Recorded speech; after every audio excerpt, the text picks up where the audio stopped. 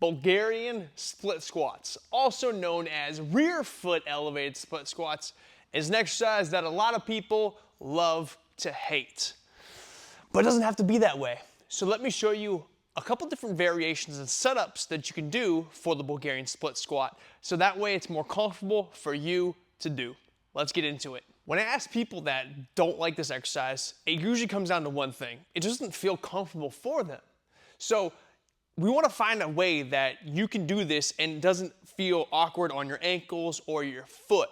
So I want to show you a few different variations and setups that you can do for your Bulgarian split squat. The first one we're going to show is just having some sort of a wedge. This could either be a bench or a hip thruster wedge like this. And I'm going to show you the variation for both of those. All right, so over here I got a wedge. The difference of this is it's a little bit shorter. So this is going to be helpful for people that aren't as tall. What you're going to do is you're going to step your back foot here.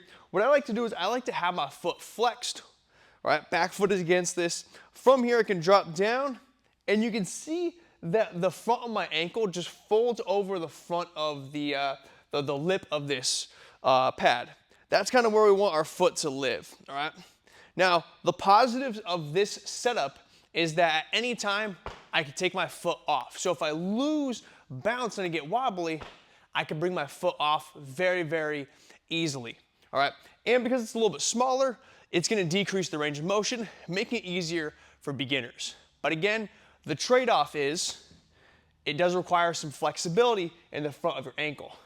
Now, I've seen people do it to where they put their back foot up like this. That if you feel more comfortable doing it that way, go ahead and do it. Personally, I find it harder to get full range of motion out of it just because of this setup here versus having my back foot flexed like this. All right, but again, it comes down to how does it feel for you? What feels good for me may not feel good for you. The next way that people can do this is using a bench, right? The difference is you can see the bench is a little bit higher. Most benches have like a standard height. So depending on how tall you are, it may be a little bit too tall for you. So what you can do is you get your foot at the edge of the bench. Again, drop that back knee down, bring it up, right? Again, one of the positives here is at any point, if you lose balance, you can still bring that foot off, all right?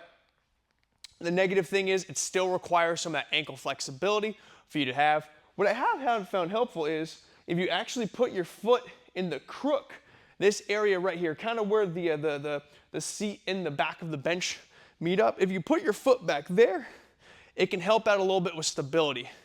But again, one of the trade-offs there, and I'm noticing right now, is that the metal part will sometimes dig into your foot, which can be a little bit uncomfortable.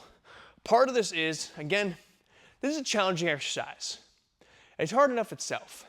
If we can remove some of the discomfort that's not necessary, like having the ankle tension or having this metal part jammed to your foot, if we can remove that, it's gonna make the exercise a little more tolerable.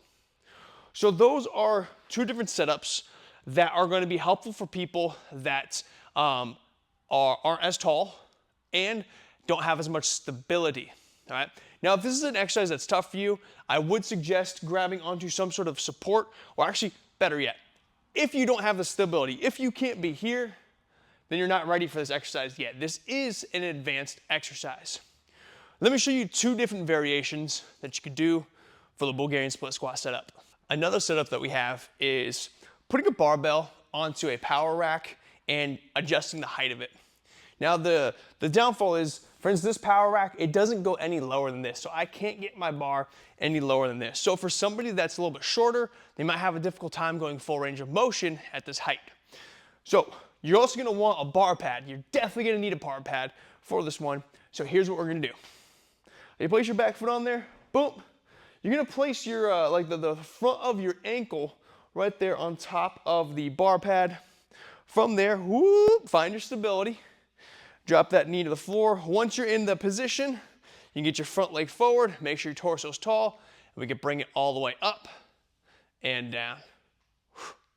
Right there. Now, here's the cool part about this, okay?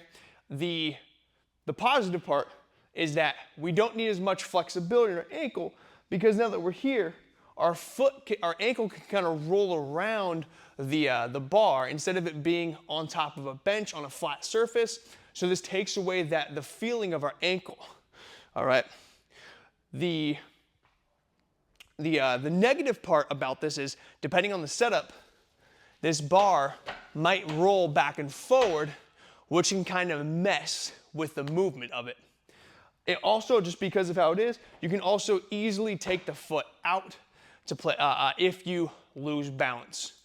A lot of people do prefer this setup. It just takes a little bit more time to create and a little bit more equipment, because you do need a barbell, definitely need a bar pad, and you need something to adjust it. So that's the second setup for doing the Bulgarian split squat, using a bar and a bar pad to kind of create that rolling effect. I do know that at some gyms they make an attachment where you can literally just boop, attach it in and just use that rolling part to put your ankle onto it. Let me show you the third and final one, just at least that I know, variation for Bulgarian split squat setup. Of all the setups, this is personally my favorite one.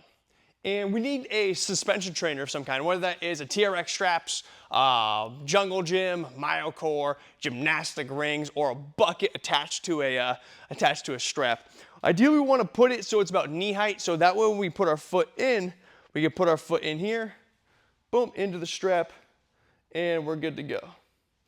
All right, we'll step out forward, and we do the exact same thing. We bring that back knee down and up. Bringing it down and up. In terms of comfortability, this one is the most comfortable. Because it's on the foot, it's not going to be putting so much pressure down. So you can see I can have my foot actually angled down as I'm doing this, and I'm able to still move at my ankle joint for that back foot. All right. Another cool part about this is this leg can freely move. So I can kind of sit back into this one, extend that leg behind me, and as I stand up, I can stand up and kind of pull this leg in front, allowing me some more movement out of this one. Here's the trade-off. The negative trade-off is, if balance is a little bit difficult for you, it can be hard to pull this foot out. You can't just take it out easily. Sometimes you need to slowly slide that back foot out. So if stability is a tough thing for you, this will be harder because it does require a lot more stability, because you can't just easily move your foot out of it. So give those a try. If Bulgarian split squats are something that is just uncomfortable for you to do, just because in your foot, your ankle, whatever it is, give one of these variations a try and let me know how it feels. Again, Bulgarian split squats are an amazing exercise. They're relatively safe for your knees, your hips, and especially your lower back. And you can load them up infinitely. So you can go super heavy. I'm talking you can grab some like 50 to 100 pounds on dumbbells or kettlebells, and you can do this exercise with it. So give this a try. Let me know, hey, what variation felt best for you? And as always, if you have a friend that you know that could benefit from this video, share it with them. And lastly, if you know of another variation, another setup to this exercise that wasn't listed in here, I would love to know what that is, because I'm all about trying to give that back to my clients so that way they can get the most out of it. Again, if you got any questions, let me know, and I'll see you next time.